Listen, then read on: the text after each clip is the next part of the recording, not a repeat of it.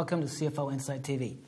The European crisis has been with us for 4 years now, and if by now companies haven't found a way to cut costs and raise profitability, then they've probably ceased to exist. Today, we'll be discussing the implications of this for CFOs, and I'm pleased to welcome a proven expert in the field, Antonio Alvarez, the European head of Turnaround Consultancy, Alvarez and Marsal. Hello, Stephen. Hi, Tony. You typically arrive at a company when it's already in a very difficult situation, and the CFO is in an awkward position in that company because, on the one hand, he's the one with a deep financial understanding. On the other hand, he needs to appease creditors and lenders. Do you think that makes him more powerful or less powerful?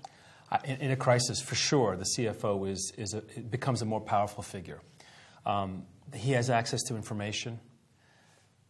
What he says is very, very important to the creditors and other stakeholders.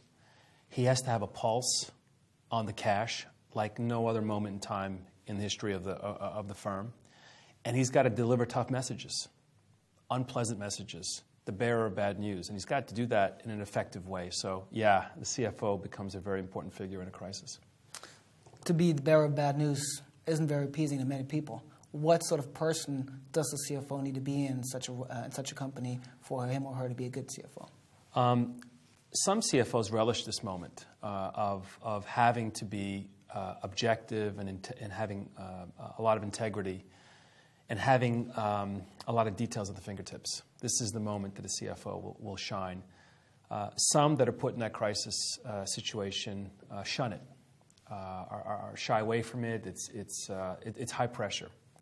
And you really have those two types of personalities, and some that'll just rise up to the occasion, and some that don't. And firms like ourselves, at times, we take on the interim role because it is so important.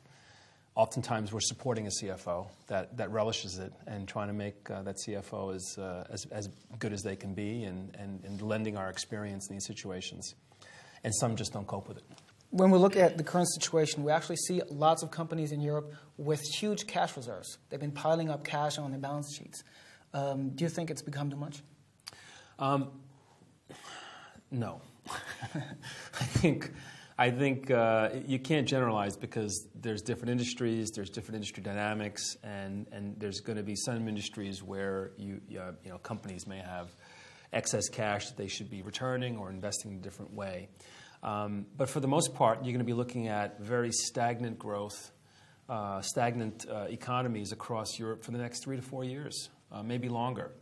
And in that circumstance where you have low growth or challenging growth, you're going to be really put on the defensive. And then credit's becoming more difficult. It's tightening.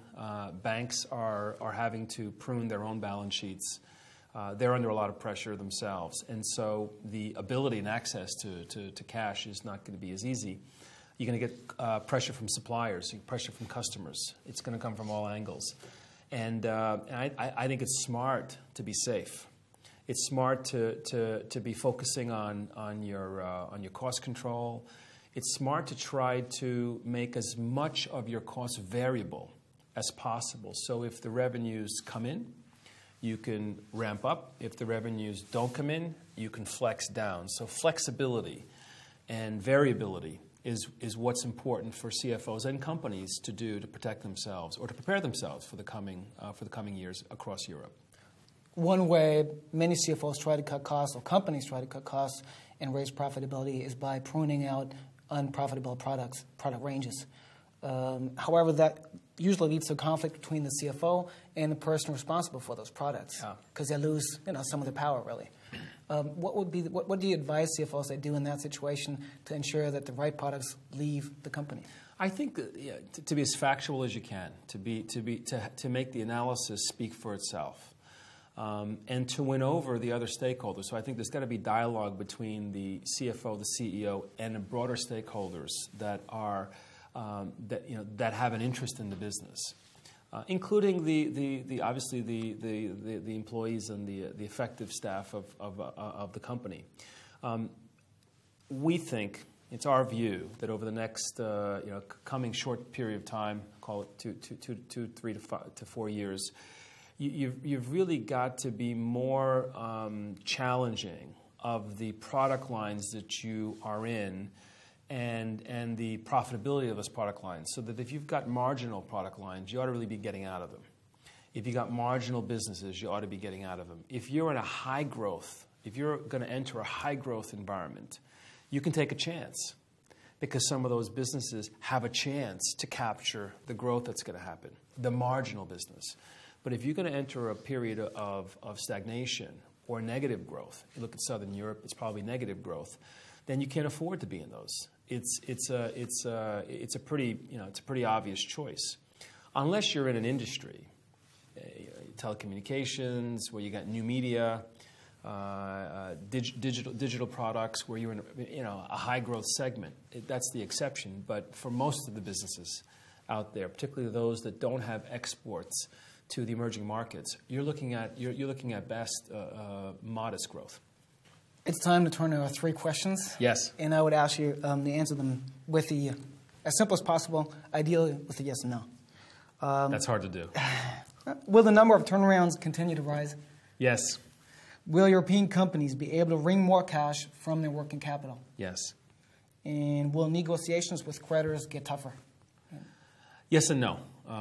In certain cases, tougher. In certain cases, I think we have an incrementalist environment across the financial community. It's gone through a series of shocks. And so will it get tougher? In certain cases, yes. In certain cases, no different. As tough as it has been, or as lax as it has been, most likely, when it comes to a corporate negotiation. Thank you. It's been a pleasure talking with you. Thank you for your insights. And thank you for watching.